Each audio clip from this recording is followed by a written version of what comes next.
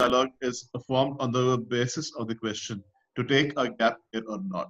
For context, COVID-19 has caused major problems for everyone, especially students all over the globe. It has led to major confusion in regards to in-person, online training, virtual training, what will happen to my visa, will I be able to go back or not, and has created confusion, tension in already an environment which has been extremely negative for the past 8 months. With that in mind, today's dialogue will help tell the students, the parents, and the teachers to understand various options, what is available in these trying and very disturbing times. The new normal is perhaps going to stay for some time. At the very least, it can help us come closer to deciding what route we need to take, what crossroads of life we are at, and what exactly is the way forward. Today, for this entire discussion, we have our keynote speaker, Ritu Vasan, who's a former teacher at Kalyani School and at Podar International, and now an eminent educationist. Currently, a career coach and founder of EduCrossroads, which is a consulting guidance service provider for students who are seeking admissions into universities abroad. Along with her, we have a panelist, Anuba, who is a former investment banking banker with JP Morgan Chase and is currently a parent as well as a teacher at the Inter School in Pune. So a very warm welcome to all of you, and I now leave it to the host of the evening, someone who's himself a Generation Z, a student who is perhaps at this point of time would have been more happy sitting in his college campus in San Diego rather than being sitting with us, arbitrating and perhaps hosting a webinar. So Ariman, over to you now. Thank you so much, Prashant, and thank you so much everyone for joining us here today. My name is Ariman and I study at UCSC, which is a university in America. And today we'll be talking about universities and education in general. So without further ado, I'll hand it over to Ritu, who is a keynote speaker, like Prashant said. And we have a chat feature that you can use on Zoom. Please save your questions till the end for the Q&A session. Thank you. Ritu, over to you. Good afternoon, everyone. Thank you, Prashant, and thank you, Ariman, for having me over. Thank you, the team, Karis. Yes, it's an unprecedented time that we will be seeing, or that we have seen in our lifetimes. We'll not be seeing such times in future. So yes, this is a highly unprecedented time. But the best part is that we are not alone. We are not alone in this time. We are not struggling alone. Everyone is on the same boat. And hence, the thought of doing this webinar so that we can engage with the students who are at the crossroads, who are living on the edge, who have the chaos and the confusion in their minds, dilemma in their minds, to see what's best for them. They have to figure out what's best for them. And I'm here to address those concerns. And let's talk about the current education systems. Ariman, I would want you to move to the slide, which is talking about current education. These are the changed times, of course. As I said, everything is changed. And we are not alone in this. Online classes, there are about 1.6 billion learners that have been impacted globally. Online classes are everywhere. That's the new norm. But is it a new normal? Actually, we have to think about that. Are online classes such a new normal that we have not seen that before? Virtual learning had been there earlier too. Blended curriculums, flipped classrooms, they have been very common pre-COVID too. The difference now is that every learning has become online. Every experience has become virtual and only virtual. Yes, so that's the difference. If as students, we are only saying that the things are online and it's disturbing. I'm not saying it's not disturbing, but yes, now it's more of online. Earlier it was less of online, but still, this is we are talking about the new generation today. We are used to online stuff. We are used to virtual learnings. So I don't think that's too much of a trouble. Though yes, it has impacted us. The impact has been widespread. the widespread digital learning has impacted all of us, be it a parent, be it a student, be it an educator, be it a teacher, or be it everyone around us. It has impacted. Now let's figure out what has changed. Lack of disciplined and monitored classroom environment. Is it changed really? Yes, for the younger students it may have, but mostly not so for the pre-university classes, because pre-university students have to be responsible for their own learning, and they are not the ones who are going to be monitored all the time. They have been made responsible for their own learning systems. Similarly, never-ending work assignments, yes, they are there, but then that's a part of work life. You cannot escape that. That's a part of your student life. What has actually impacted is the assessments and examinations and the online proctoring, which has some certain challenges.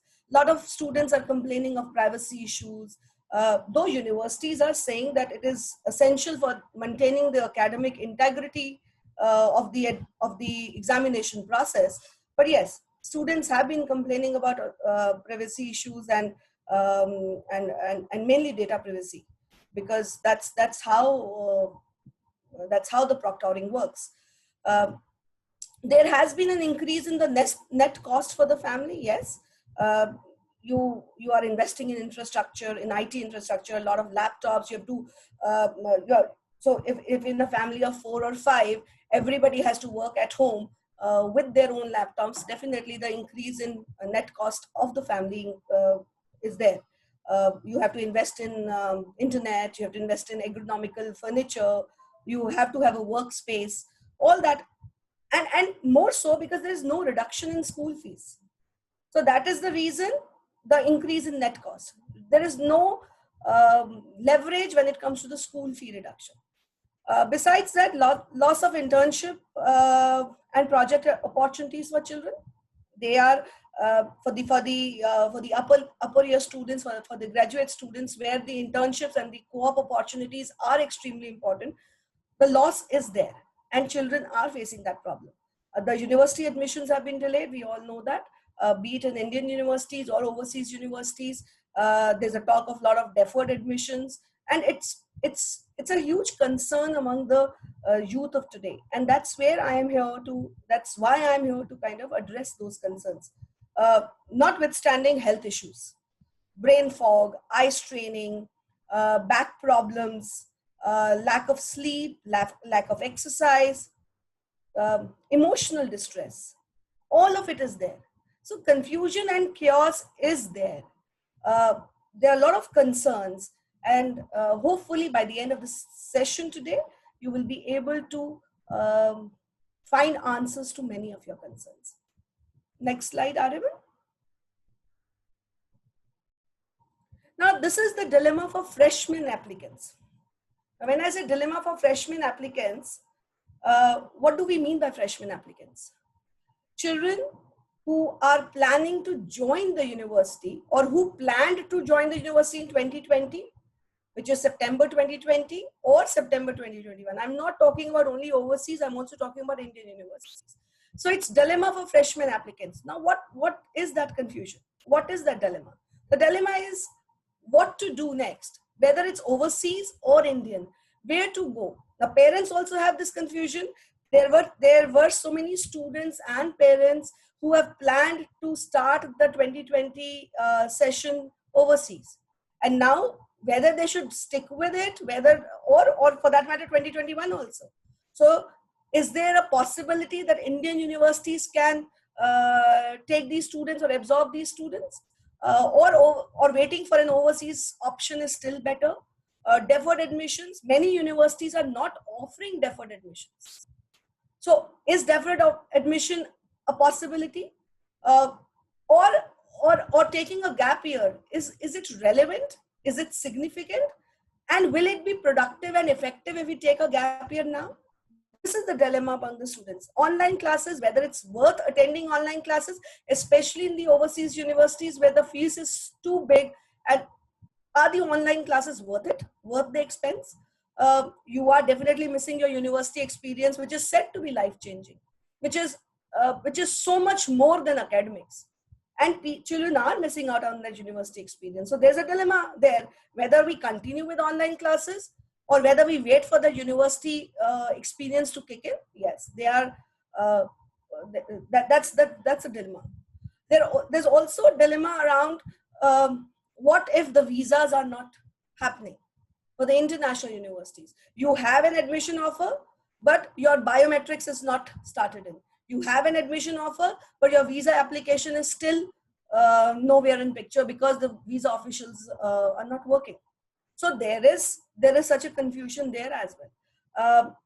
And to top it all, in parents' mind, not more so in the students' mind, in children's mind, but in the parents' mind, leaving that safety net and comfort zone of the family in these difficult, uncertain times, are the parents comfortable sending the kids abroad? Or are the kids themselves comfortable leaving that safety net and going overseas? So all this dilemma is there in the minds of freshman applicants. Why I'm not covering here upper year or graduate applicants is because there is slight difference in their thought process. More so when you say freshman applicants, there is a delay or a cancellation in SAT exams, ACT, and other qualifying exams. So that delay has also delayed their admission processes. Or maybe there has been a SAT optional criteria in the overseas university admissions, but how valid that is and how is it going to impact their applications? All of that is the dilemma, is the confusion in the minds of the students. And that's what we are going to address here. The next one. Now this is slightly different when we come to dilemma in the minds of upper year graduate applicants. Now in the upper year or graduate applicants, we're talking about sophomore, we're talking about junior year or the senior year. Usually in the overseas education, or in fact in India also in few places, we talk about 4 years of undergraduate degree and a 2 year or a 1 year of a graduate degree. So upper year applicants are not the freshmen, they are the upper year, the second, third and fourth year. Now they have a different dilemma altogether. They have experienced the university for at least a year. Now what is the dilemma in their mind? The most important dilemma, the most important worrying factor in their mind is the impact of all of this on their co-op programs or on their internships, which may be the prerequisite. The completion of a co-op program or the internship may be a prerequisite for them to getting a degree. Now, when it is the prerequisite, they have to necessarily complete those co-op programs and those internships. And if there are no such co-op programs available at this point of time, their degree is going to be prolonged. Even if they don't take a gap year, even if they continue doing their own classes. But if the co-op programs are not there, the internship opportunities are not there, their degrees may linger on. The other thing is, if you are a graduate applicant and you have got the admission and you are in a 2-year program, is it worthwhile to spend out of that 2 years, 1 year on online classes, bearing that expense and just doing 1 year or maybe 6 months overseas? Will that, does that make sense? That's also a dilemma. Plus, there is also very important. So when I spoke about co-op and internships, I also meant research opportunities, yes. But what else is very, very important to look at are the job opportunities for future applicants. Now, this is a very huge dilemma in the upper year students' mind. Why? Because the students who are in their 3rd year or 4th year and they were about to finish their degrees and were about to set their foot on the job market. With the economy in doldrums, with the meltdown happening, with the unemployment on rise, the opportunity for an international applicant to get a job at overseas destination might be a little problematic at this point of time. When opportunities are really low, and even if they are there, the local applicants or the domestic applicants will be favored. So that's also a dilemma. That's also a concerning factor in the minds of upper year or graduate applicants. So we have to make sure that when we take a decision, when we make a decision of whether we want a deferred year, whether we want to go ahead with online classes, or whether we want to take a gap year, we have to consider many factors and then decide. Now, let's go to the next slide. Next slide, Ariman.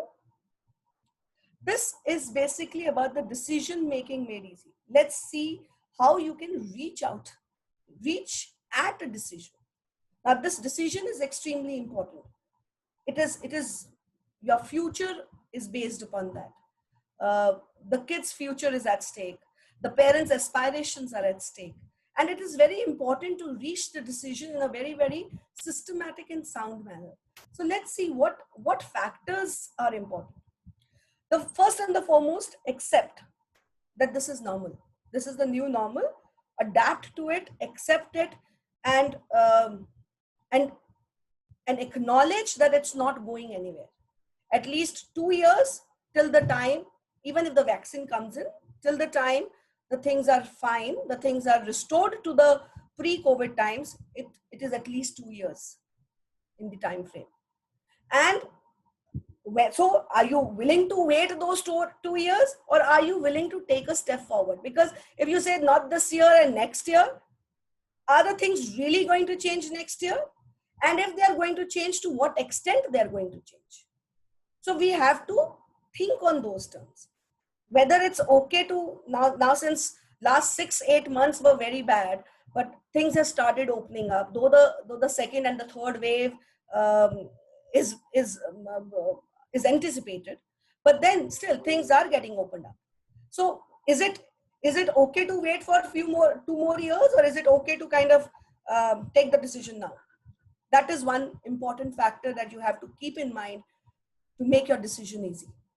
The next important thing that you as a student and parents, you as a responsible children to your parents, parents as a responsible and aspiring parents for their kids, it's very important to understand the financial planning part of it. You have to have a robust financial planning, more so this time, because we all know that because of the people losing jobs, unfortunately, or God forbid, if there has been a situation at your home where you have been impacted financially, and economy is going to take some time to recover.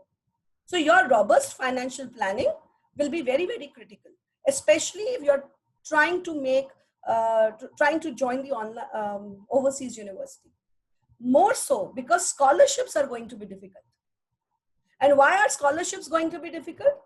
At least for the next 2 years, because of the lower enrollment of international applicants in 2020 and primarily in 2021 also. The funding will be lower for the scholarships. And when I say funding will be lower, because the overseas students or the international students bring a lot of revenue. And if the students are not enrolling, the funding for scholarships is going to be reduced. That is one part. The second part is increase in the competition will be, the delta of increase is going to be extremely high for fall 2021 admissions. Because the children who were supposed to go and who couldn't go because of COVID, they will all be applying in 2021.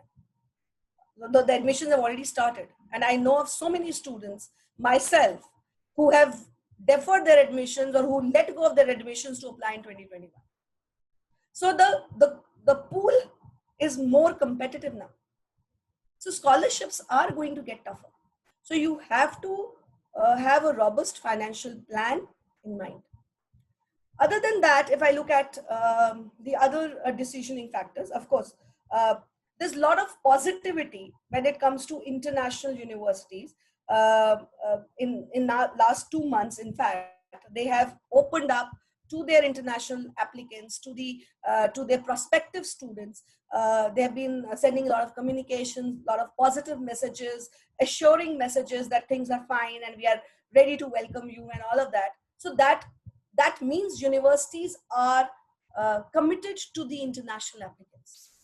They are looking for the international applicants to come and they will take care. I know of so many universities in US, Canada, or elsewhere who have taken measures to make sure that international students are welcome and they are being taken care of. And a lot of communication is happening with these universities. New admission cycles are in full swing. Me being a career counselor myself, working on so many students' applications, I know that admission cycles are in full swing. So again, the things have started reviving. Maybe not from a COVID, not from a overall perspective, but yes, from a transactional perspective, they are getting better. So you can base your decisions on the statistics. You can base your decisions on the surroundings, or on the other, or general mindset of the people, or your other peers and the parents. Moreover, travel restrictions are being lifted. Visa offices are beginning to open. In fact, VFS for Canada has opened just about 2 days back. So things are now the visa processing will be faster. So things are getting in shape. The governments, Canadian, Australian, with US universities also. Work-wise, of course, it's very, very strong. Quality of education-wise, it's very strong. And hopefully with Joe Biden coming in, things would be much better in terms of OPT and in terms of H-1B. So the things are on a recovery path. And then also for the students who had this mind or who had this concern about the SAT and the ACTs getting cancelled, those students also would not be at a disadvantage, because these next 2 years, the policy of the university admissions is test optional, which means you test submission, the report submission is not mandatory. So you need not have taken the SAT exam or the ACT exam to necessarily apply for the universities. So yes, so it's test optional. You can definitely apply. So there is no forbearance there. The next one, please.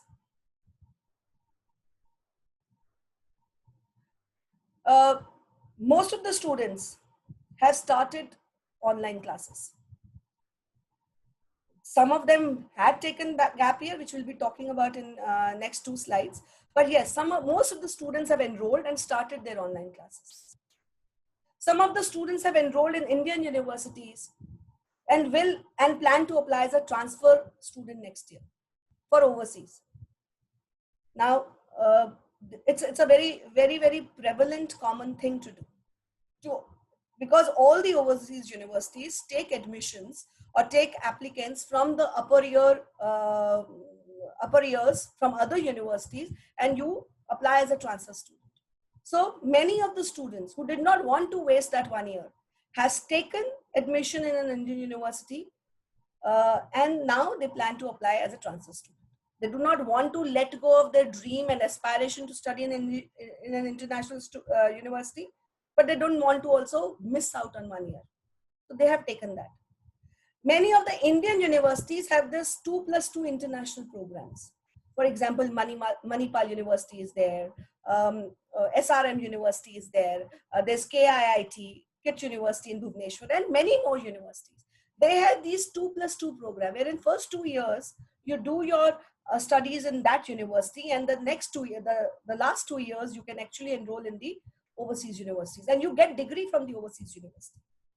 So that's a transition which many students have taken in this year.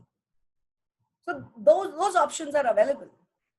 Keep your admission offers for multiple countries and see wherever. So at last moment, you can always see wherever the things are better at that point of time, you can go there. So I have got a lot of my clients who are applying to UK, US, Canada, Australia. And they will have offers from everywhere, and they will see whether wherever the position, wherever the conditions were much better, will be better next year, or in few months time, they will go there. So that possibility is also there. Very important thing which should make your decision easy is if the child is going for a 4-year program, will doing 1 year online be such a deal breaker? You have to think on that. Will it be a deal breaker? In a 4-year program, 1 year of online classes, even if the child, irrespective whether the child is going there and studying or whether the child is sitting at his room and studying, but 1 year of online classes in a 4-year of a program, it's not a big deal. It's not a 2 years of program and 1 year online classes may be a big deal. But 1 year program, 1 year online classes in a 4-year program or 5 years of undergraduate degree is not a big deal. It can be managed. It saves you 1 year. It's okay. That's what the children and parents are also thinking. And it will make your decision also easy, looking at others' perspective. If you're taking overseas, if you're taking online classes from the overseas universities sitting at your home, you are definitely saving cost also. It's not that you're not saving costs, you're saving costs as well. Though you may be paying the fees, but you're saving cost on residence, you're saving cost on food, you're saving cost on so many other factors. So it makes sense. And plus you have the comfort of your home. Your child is at home. So 1 year of online classes, being enrolled in an overseas universities, but taking your online classes at home country is not such a bad idea for a 4-year undergraduate program. It does make sense. But even after that, if you want to choose, if you choose to take a year off, it's very important that the gap year that you have chosen to take is extremely concrete and is effectively used. Otherwise, there is no point. So if you have avenues to make sure that the gap year or the year that you have taken as a break year is being used constructively, by all means, take that gap year. But if you think it cannot be taken, we cannot use it constructively in these difficult times, let's deliberate how best we can make how best we can use this year. So that's what we will be deliberating in next 2 slides. Yeah. So just a moment. Yeah.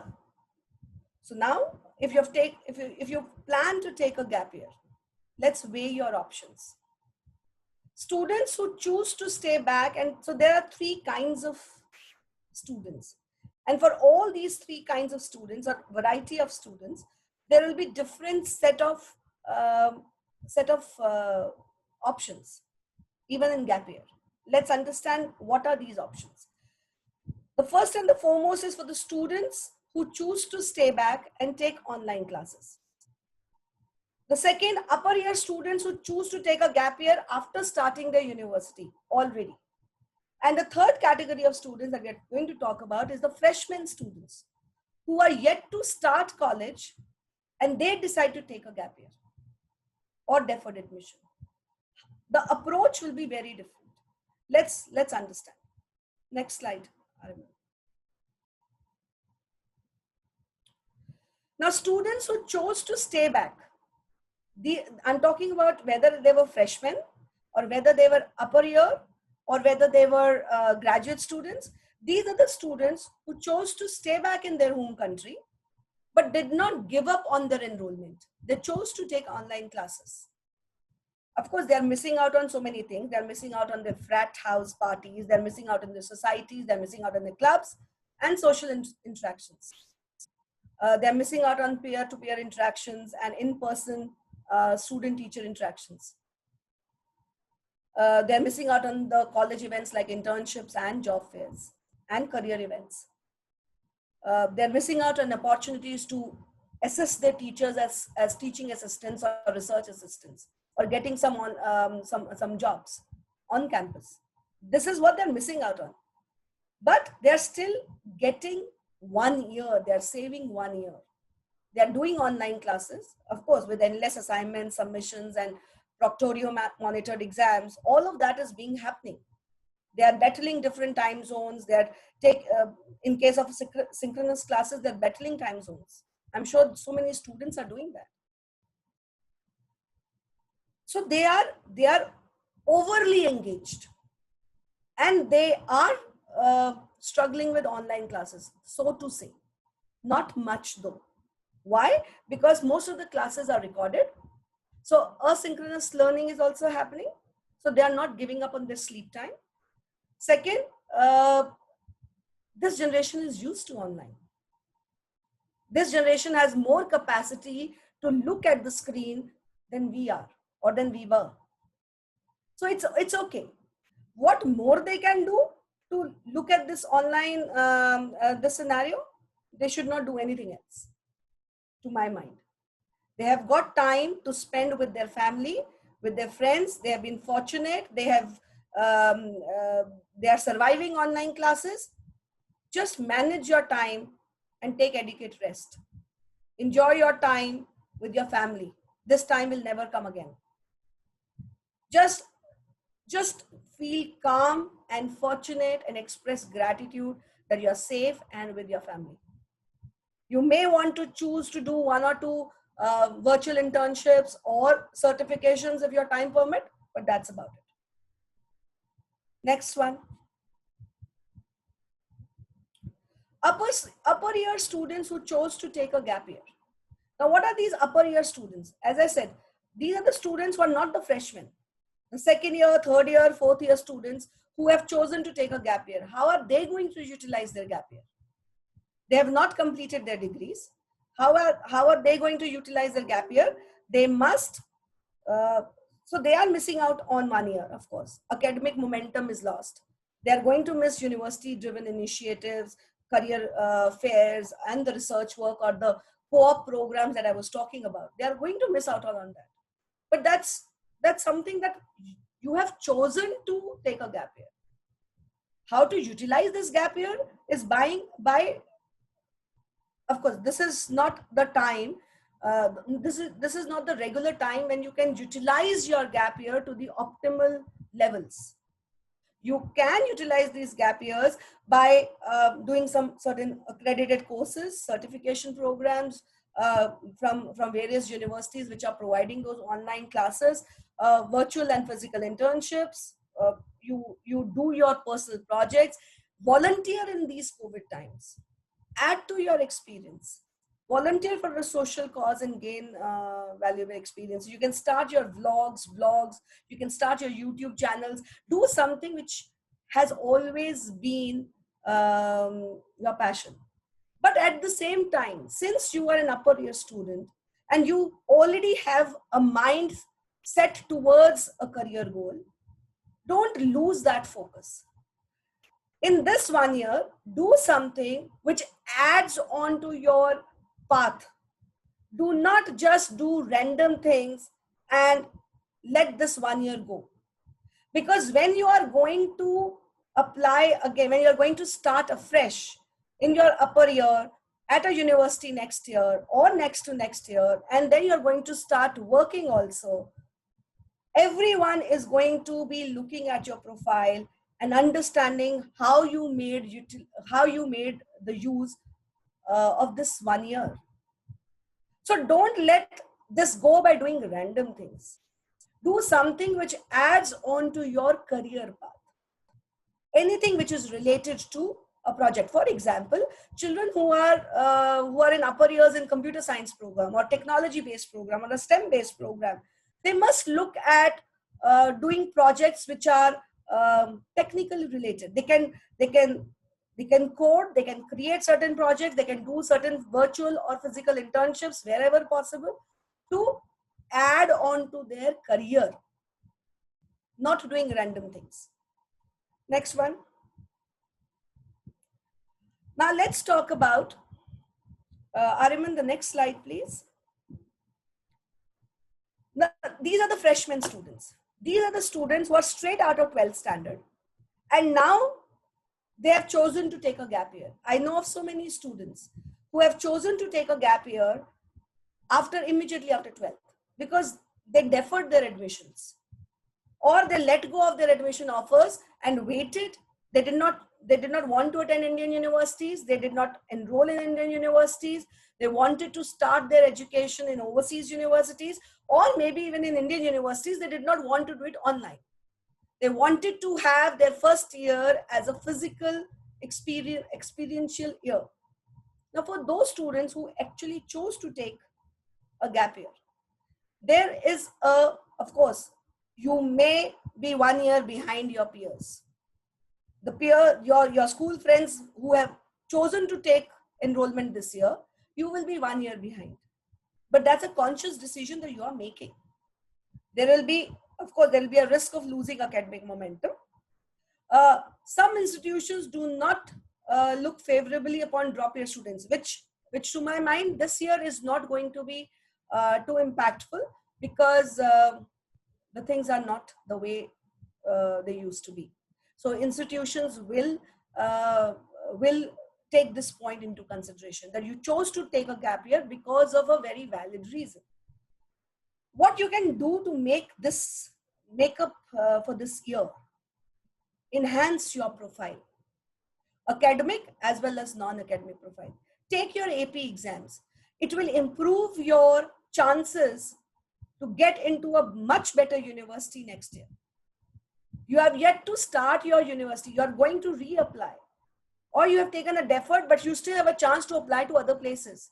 So make use of this year to prepare for your AP exams, prepare for your SAT exams for the next January, February exam dates. Make yourself enhanced so that you can secure a better admission at a better place for next year. That is extremely important. So build your academic and non-academic profile. Prepare for your SAT, ACT, AP exams. Upskill. Make your profile very holistic. Do certain certification programs. Do community service. Volunteer. Most of the universities, when you're writing your essays for your university applications, there is definitely going to be a pointer or an essay where you have to mention what you did to serve the community in these COVID times. And you cannot make up that answer. You have to actually volunteer. So join a club, join a community service, join NGO, join Rotary Club. Join these clubs and find out what kind of community service initiatives they are driving and be a part of that initiative. It will help you not only because you're serving the humanity. Of course, it is very fulfilling. But it will also help you in getting to a better place, a better university, for a better program. Right? So, and more so because the competition is very high. So you have to use this year as an opportunity. It's not a 0 year, mind it. You have to choose this year, use this year to an optimal efficiency level so that you can achieve much more than you could have otherwise achieved if you had not taken this gap year. If you are just randomly spending time, not doing anything, it's a bad idea. Use this year to your advantage. Other than that, the next one, please, Ariman. Right. So this is what the pros and the cons of a gap year is. An opportunity to have a break. So yeah, advantages of a gap year. We have been discussing that. Unless and until used, but I'll again emphasize, unless and until it's used efficiently, productively, there is no point taking a gap year. Because the future times where the competition is going to be high, economy is going to take some time to recover, employment opportunities are going to be lower, You need to have a very solid base to present yourself to your prospective employers and your admission holders and your universities. So unless and until you can make use of this gap year, my advice, start taking online classes and save on 1 year. That is what is coming from a career counselor standpoint. You can have as it's mentioned, a productive gap year will definitely enhance your CV. But the emphasis is on the word productive. Be productive this year if you have chosen to take a gap year. Do the activities which are related to your work profile, to your career that you want to do. Disadvantages of a gap year, we've already spoken. You're losing out on 1 year. Sometimes children who take a gap year, getting back to that academic atmosphere, getting back to the grind of academic learning becomes a difficulty. So if the unstructured year can actually make you lose out. So you have to plan accordingly, right? The next one, Ariman. Now this is important.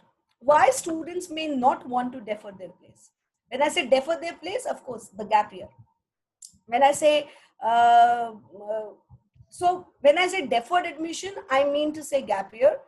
But during that, but if you're planning, if you choose to stay enrolled in your university, whether you're taking online classes or whether you're going to a physical classroom, or whether you're taking online classes from the overseas destinations, or whether you're taking online classes from the home country, that's a separate thing.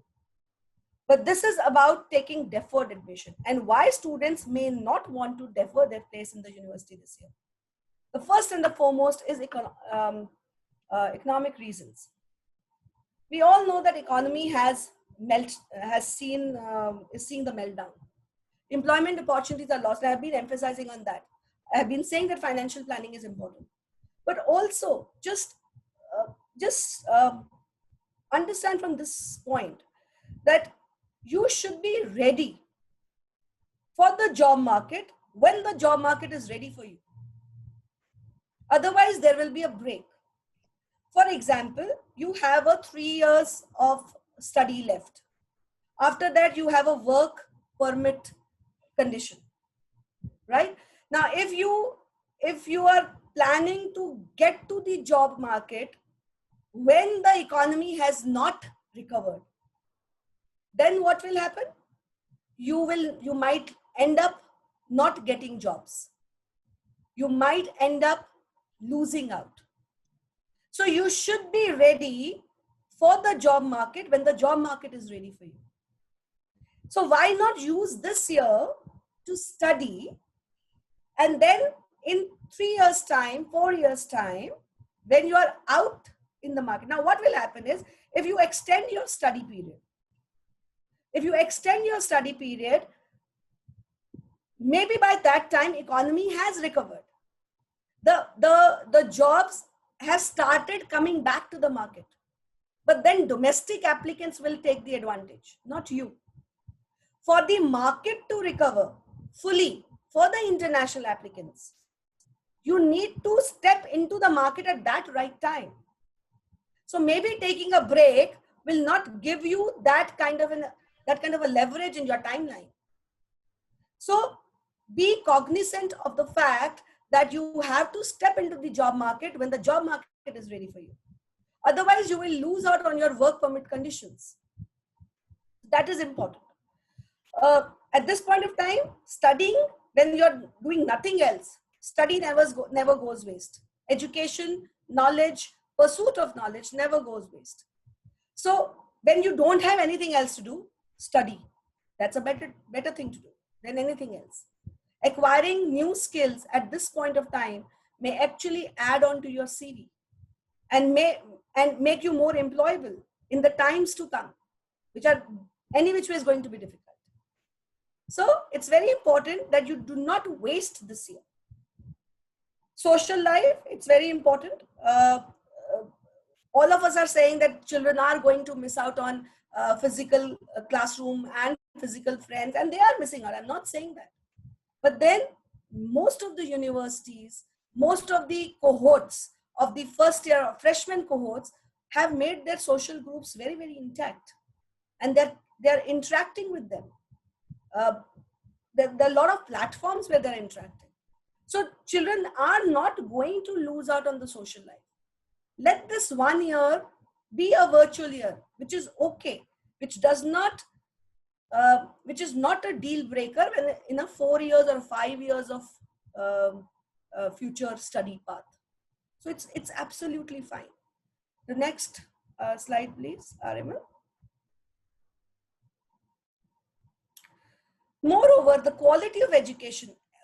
In fact, I'm a parent myself, and I'm a parent of a university goer, and I'm a parent of a school goer, and I have seen the online classes, and maybe the approach has changed, but the quality of education has not changed.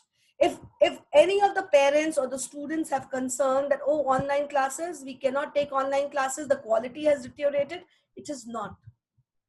The universities have invested significant amount of resources in maintaining the quality, in offering more flexibility.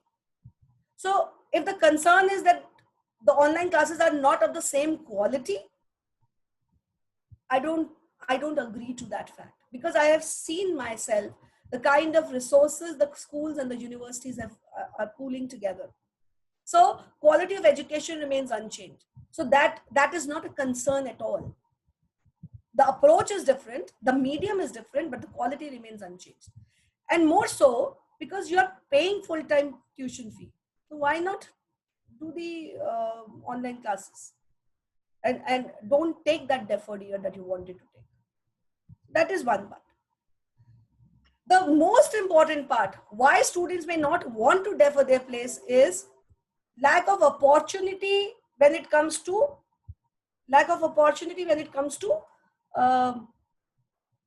using this gap year. Why do we use a gap year? If we can use this gap year to get work experience, where is the work now? We don't have a lot of work opportunities. Other than few virtual internships, there are no work opportunities. As of now, things are under lockdown. So how to productively use this gap year? If you can find that opportunity, very well. If you can't, don't defer your place. So you have to think through, what is it that you want to do?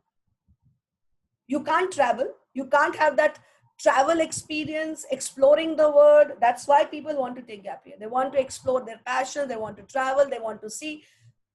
Those things are also not possible. So then why to let go of this year? You can always take a gap year in your 4th year or after your graduation to explore yourself. When you have the opportunities to travel and do some work experience or research opportunities or anything that you would want to do. Why now? You can take it later, maybe 3 years down the line, when the things are ready for you, when you are ready for the market, when you are ready to travel, when the world is ready to accept you, then use that gap year. Why now? So that's what my say is. The next one. Now, international students are coping with the pandemic.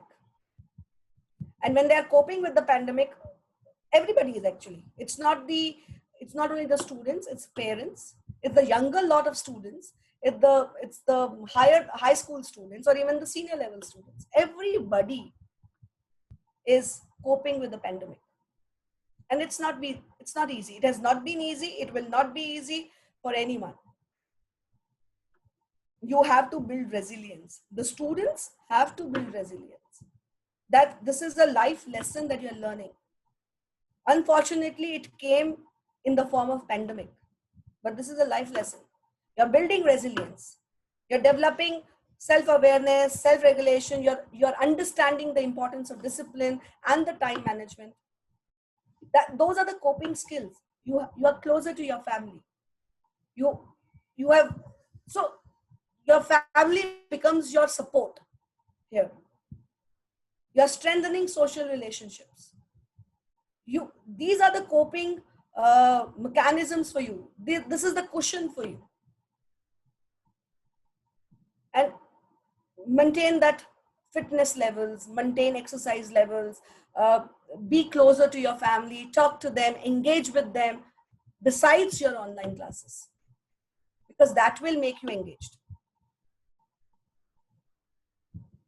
Yeah. Next one. So yes, that's about it. I hope I was able to address few concerns. The next session with Miss Anubha. I'm happy. Ritu, thank you so much. I think you can have a small break and drink some water before we go into the panel discussion. I think your session's gone really well. I've been seeing the chat, moderating it. We've got very good feedback from several people as to what you have spoken about. We've also had someone dial in from London who's been mentioning that it's something very useful for him, although he is based in London. One message which has come across very clearly is people are looking for community service and for some social work. I think it's brilliant. I have put it on the chat screen, and yet I would like to reiterate. Kairos 3 Advisors is working with two NGOs. One is the Social Alchemy by Amir Sharifi. It is based out of Bandra, Mumbai. This NGO has actually fed over 20,000 migrant laborers during the lockdown. And the other is Prarit Cares Foundation, which is a NGO sponsored and run by Kairos 3 Advisors itself. In case anyone wants to do any kind of a community service, these two NGOs, feel free to reach us at info@kairos3advisors.com or at intern@kairos3advisors.com. Now, before we go into the panel discussion, I think, Ariban, you should speak up. I mean, not only the fact that you would have been sitting in San Diego at this period of a pandemic not coming, and Ritu rightly said, it's a life lesson. It's a test of resiliency.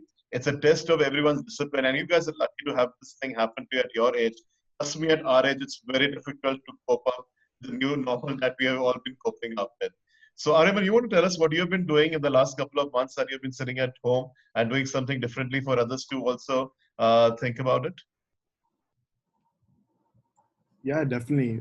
First of all, thank you, Ritu, for that wonderful presentation, and thank you, Prashant, for talking a little bit about me. I can definitely talk about what I've been doing during the COVID situation. I've been interning with Kairos, which has been a great experience.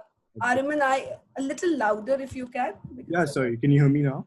Yes, I can. Yes. Okay, so my experience with Kairos has been really great. I've been doing a lot of NGO work specifically. So like Prashant said, if you have any NGO concerns or like any work that you want to do with us, you can definitely reach out to us on info and intern at kairos3advisors.com.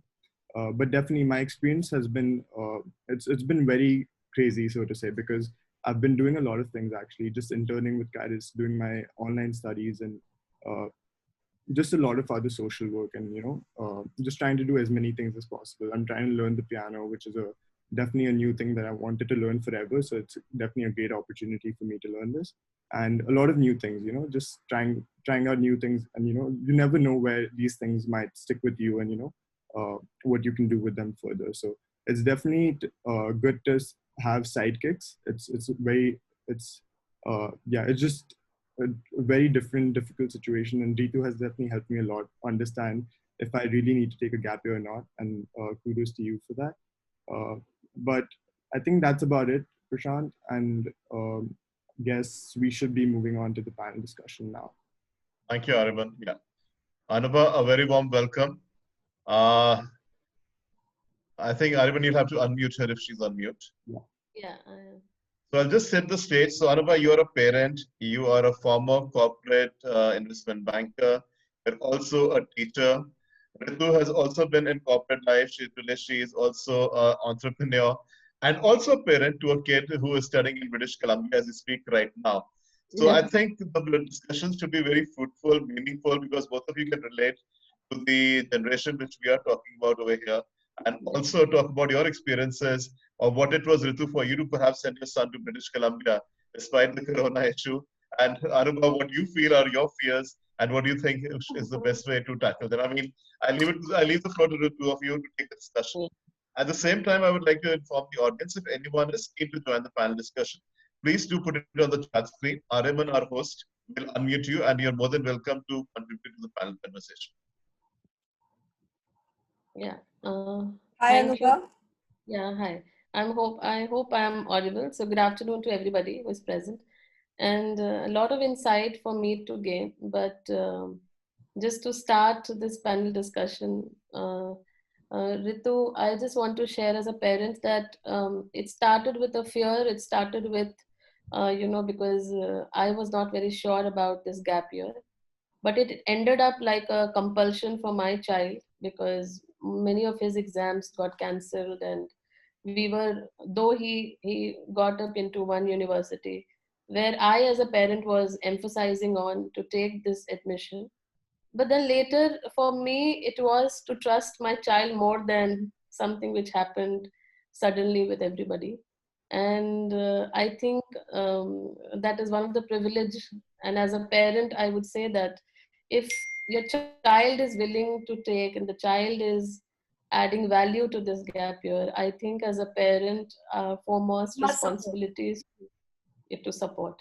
So I think the support and, as you said, building resilience are the two important things, which is as a parent my learning. But of course I want to also understand that what are the other things, like how we can add value. We understand that different skills, and but how these skills add value, or maybe we can have a discussion on that, and anybody apart from from the other participants can also add, like how these skills add value to your life and the way ahead. So So fortunately or unfortunately, Anubha, we have got this 1 year. And I've always said that it's not a 0 year. You yeah, can definitely do a lot of things. If you choose to take online classes and choose to continue remain enrolled in the university, it's yeah, absolutely fine. But if you think, if anybody, if a parent or a student think that taking a gap year at this point of time is what you really want to do, yeah, and if there is something that you can add value, yeah, then you must. Then it's absolutely fine. yeah, The important part is to add value to this year, and yeah, adding value will come from, as I said, building your profile. And when we say building our profile, it could be about social service, as we've already discussed. Do yeah, certain community service, community work, which will not only be helpful to you for a child to remain humble, to stay connected with society and humanity, yes, to make more aware, to make him more aware, but also at the same point of time, mm, it will add profile. See, everything is a transaction also. Everything has a transactional value also.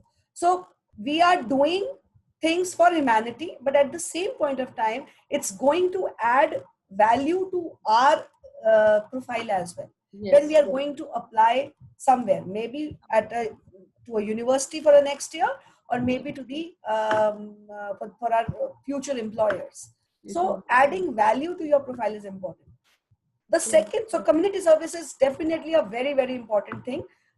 More so because this is the time when you need community service. yes, yes, This is a time which is very, very critical when things are like, for example, I'll just give you a small example. Uh, we will say that Sonu Sood has been doing a lot of community work. yeah, We all know that Sonu Sood has been doing a lot of community work. But is only Sonu Sood doing?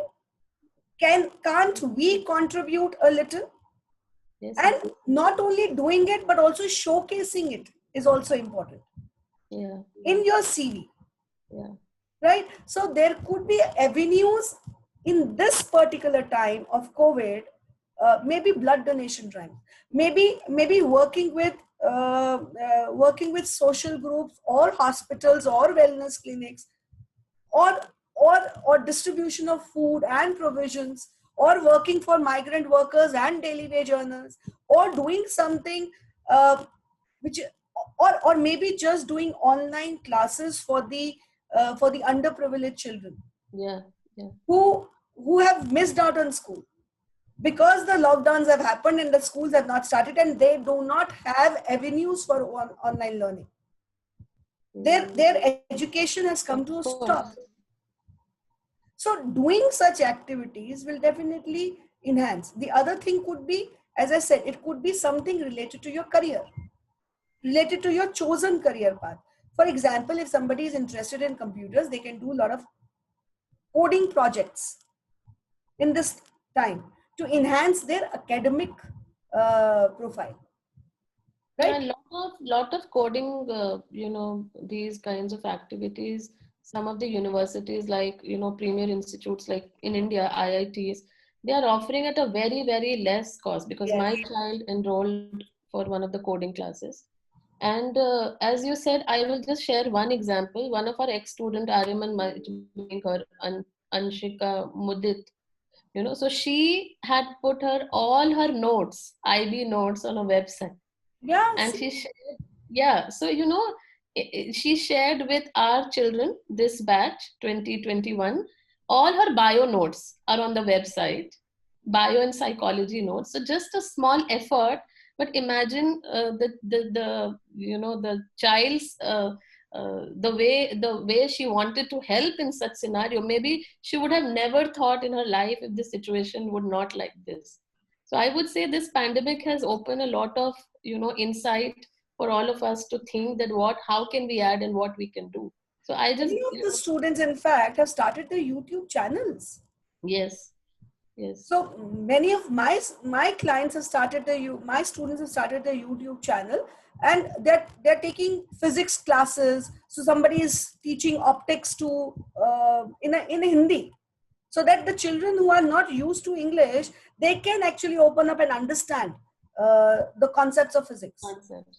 Yeah. So something which you can make use of. Yeah, I know. Very important, these few things. Yeah, Also, that's a yeah. sorry if I could just add, I think that's a great point. And I think another key thing is that volunteering also helps gain lot of skills, things like management skills, interaction skills. All of those things come with volunteering as well.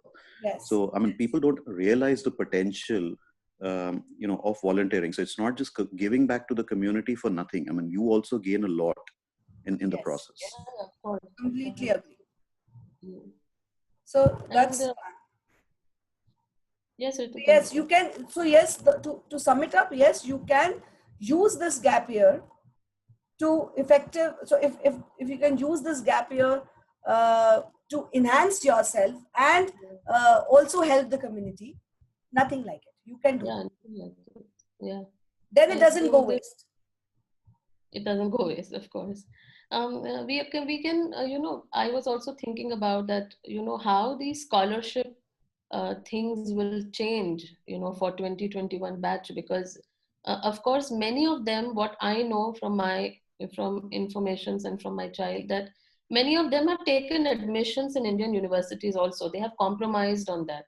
So I was just thinking on that front, as a counselor, what do you suggest, that they should compromise or they should stick to what to do, what they had planned to, and go with some, again, SAT or other examinations? So that's what I said earlier also, Anubha, that instead of wasting 1 year, they can still enroll. If they had they had their eyes set on an overseas or on an overseas university, or say, for example, an Ivy League. Though I'm not saying that Indian universities are not there, of course they are there. But then if you have some aspirations and that's what you really want and your parents want, you still can take an admission in Indian university and then apply as a transfer student. Why to let go of this year if you don't have anything substantial to do in a gap year? Instead of taking a random idle year, why to take that year? Just go ahead, enroll in an Indian university and apply as a transfer student. And it's not that the transfer students don't get admissions. Transfer students definitely get admissions. But I think there is a lack of information also and awareness, not only with the children, but also for the parent. So I think maybe, some platform, if we could have created, all of us, or maybe the Kaiser can start, that a platform where these kind of information is shared with, like, access to information. I'm saying there would be so many platform, but maybe we don't know about it. Yes, so I think So yes, that is awareness is something that can be looked at. And see, so much information is available online, but uh, somebody has to be there to streamline that information for the parents, yeah. because and that's where the career counselors come into play. I'm not selling myself, Yes, everyone, yes. so it's not that I'm selling myself, but it's like that's where the professionals will come into play, where we can actually advise and guide students based on their interests and aspirations, what's the best step for them. Ritu, I think you Yeah. are right. And Anubha, yes, we will look into this. I mean, what you mentioned that, Kairos should look into this. I'd also like to take this Yeah. opportunity to invite Juhi Rai to this panel discussion. Juhi is a Karamveer Award winner. She is also running her firm, which deals with several training programs like a Superwoman program. She is also going to be a host of a very big webinar coming soon along with us, which is going to be on mental health for young leaders. And yeah, Juhi, I leave it to you now to come on to the panel discussion. And sorry for embarrassing you by inviting you myself onto this right now. Juhi, Ariman, have you unmuted her?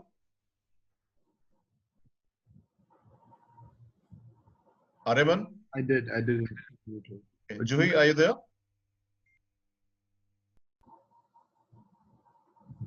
Juhi is unmute, but we can't hear her. I asked her again. Okay, so she, I think, has just is trying to log. So she just messaged me on WhatsApp that she's having some technology issues. She'll just dial in, but okay, we can continue. Juhi, no, you're still there. Juhi, can you hear us? Anyways, we'll continue with the panel discussion. Yeah. Juhi, yeah, I can hear you. You can hear me. Juhi, can you speak? Sorry. We can continue, I think. Yeah, we can continue. Please continue. Please continue. Till step in once her audio issues are resolved. Yeah, please carry on. Yeah. Ariman, you put Ariman on mute, please. You have to unmute her. Sorry about that. Yeah. So what, Anubha, I also wanted to ask you one thing. Now, you are a parent yourself. I'm also a parent. Now, my son has gone. He was here for 6 months, and from March to about September, he was here. He's doing his engineering in Canada, in British Columbia. So he was here, and then he was getting very stressful. Of course, the studies started, and he was getting stressed out. Though the terms were all online, but yes, he went back. He went back in September, and now he's very happy. Your child is at home, and he has chosen to take a deferred year. So we both of us are parents, and both of us are parents of teenage boys. And how is the coping mechanism different for both of us? Is it do you feel the same worry that as I feel? Because I'm also worried. He's already gone, and the second wave has also hit there in Canada. Though he is taking all the precautions and he's in the universities, he's not moving out. But yes, I also feel worried. I spoke to him in the morning today, and I keep on instructing him. How is it with you? Is it different?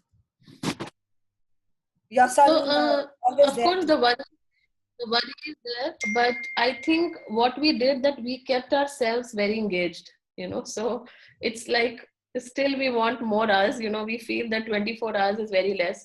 So we are into the same routine, we are into the strict routine, we are looking after our health, but the work wise and study wise, we are doing it. We did not leave it. We did not, thought that, we will do it later, but we have continued what we were doing in March.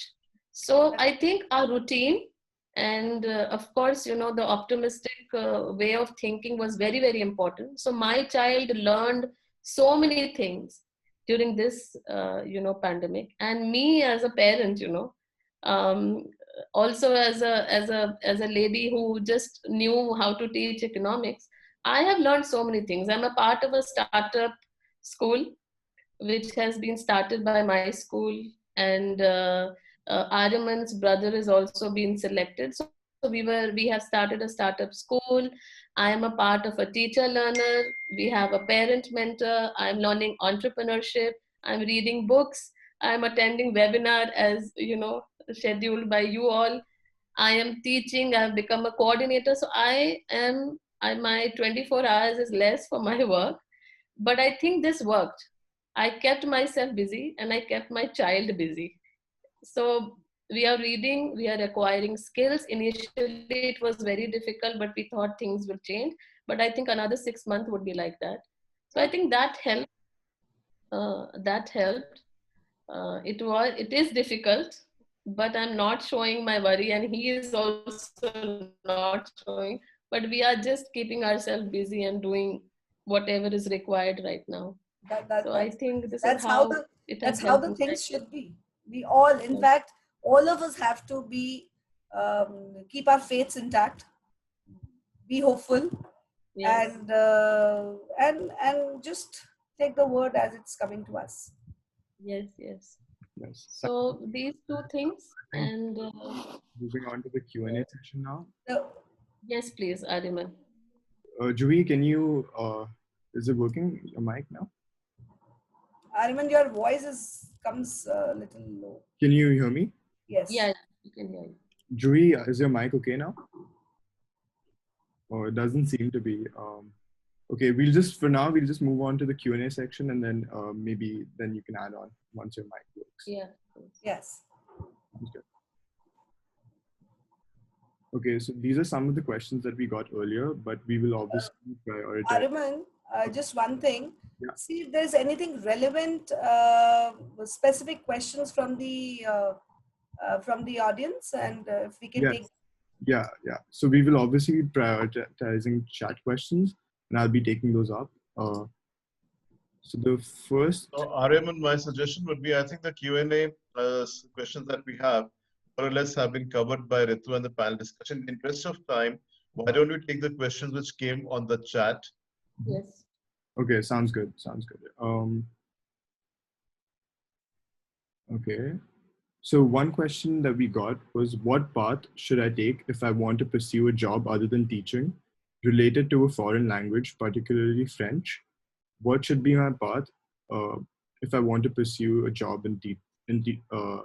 other than teaching in economics? Economics. Yes. So, So I think Ariman, yes, Ms. Ritu, tell me.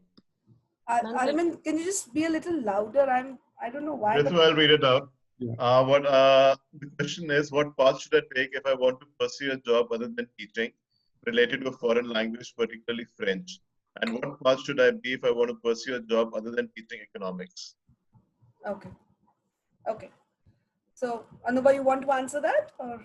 Yeah, so I think, you know, for economics, other than teaching, there would be a lot of scope in curriculum development if somebody is interested in developing a curriculum, especially when this new education policy is coming.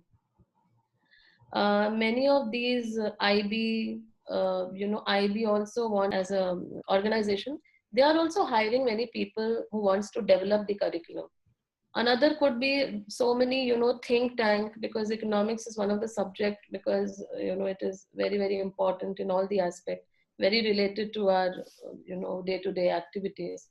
So there are many organizations which wants people from the economics background as a part of their think tank, not only in organizations, but also in school. If you don't want to teach, so I'm just saying that if you don't want to teach, but you have a good understanding of the subject. So secondly, in many of the organizations, they want economic students for their banking documentation. So wherever these institutes, these organizations where documentation is done, and they require somebody from the economics background, because this is how I was selected in JP Morgan. So I'm just sharing, an example from my life. So they want they want people who know business management or economics. So these are 4, 5, apart from that, Arman would be knowing better than. Can I add here? Okay. Yeah, sure. I think Yes, Anshika has asked please. this question. So I would, of course, Anubha, whatever Anubha said is absolutely right, that you can get opportunities in teaching, in curriculum development, in think tank organizations. You can complement your bachelor's in economics with MBA also. You can work with banking and insurance sector. Private equity funds, hedge funds, investment banking, financial institutions. You can work in government strategy and policy. You can actually take your UPSC exam and work in public administration and governance too. Uh, in fact, every sector will need an economics. And if you have a economics and psychology both as a background, you can also work in behavioral economics. You can use your psychology background to and your economics background both to do behavioral economics. You can you can work with analytics. You can work in mathematical modeling. You can actually get into actuarial sciences and risk management. All of this is something you can work in. Other than your question about somebody asked about the linguistics part, French. Yes, you can work as so if you want to do English and French both, or you want to concentrate on French, you can work in linguistic space, and you can work in teaching. You can be a teacher, you can be in linguistics, you can work in the organizations which are French organizations who are looking for interpreters. It's a very niche field. So, and you can join French teaching institutions also. So all of this. Thanks, Ritu and Anubha. I'll just add one thing, Anishka. A foreign language is a very big asset, despite the fact you've got Google Translator today, which helps you to translate everything, especially if you learn languages like French, German, and Spanish. I mean, I learned German in school, and I still feel very comfortable when I can converse with people in Switzerland and Germany in German, and it makes a big difference. So yes, you could also join the corporate world as a specific translator. You could also be a trainer in corporate. Many French companies in India, because when they have the French expats coming in, there's a very big language gap. And so you can even focus your career there. But again, if I was to do some business development, as Anubha rightly mentioned about you joining a think tank, we Yes. at Paris 3 Advisors is an advisory firm and a think tank. So feel free to join us if you are interested. That's just my 2 cents worth of business development. The next question is from Ayan. Um, as an 11th grade student, how early should I begin my foreign application process? Am I already too late? Or what steps should I take over the next few months to start my application process? So I guess, Ritu, this is specifically for you. Sure. So for Ayan, you said, right? Yeah, Ayan. yeah, that's right. Okay. So Ayan, your application process will start at the beginning of your 12th standard. That is when your application process will start.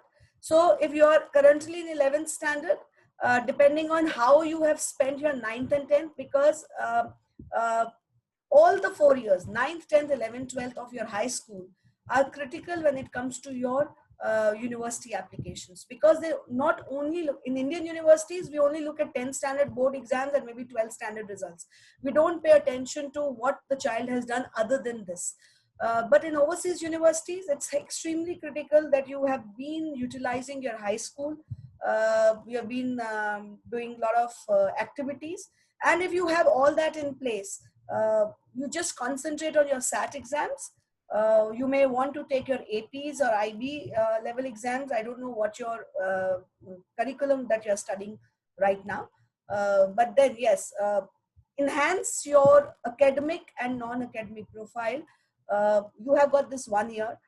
Make sure that you utilize it if you have not taken too many activities in your 9th and 10th. And be ready. The idea is that you should be able to take your SAT exam by March or by May, so that your results are out by August for you to apply. Also, you'll have to take your IELTS or TOEFL exam as an English language exam. And that's about it. Ritu, may I make a request to you? If you could just put your email ID on the chat screen in Yeah. case Ayan or anyone else wants to reach out to you specifically.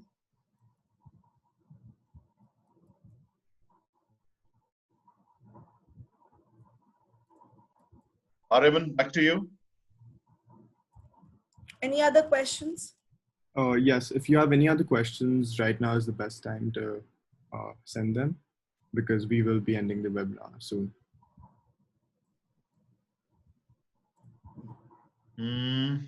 I think we've covered all the questions, Arvind. So maybe you can now have it passed on to Dheeraj for the vote of thanks. Yeah, sounds good. So Dheeraj, over to you. Thanks, Aryaman.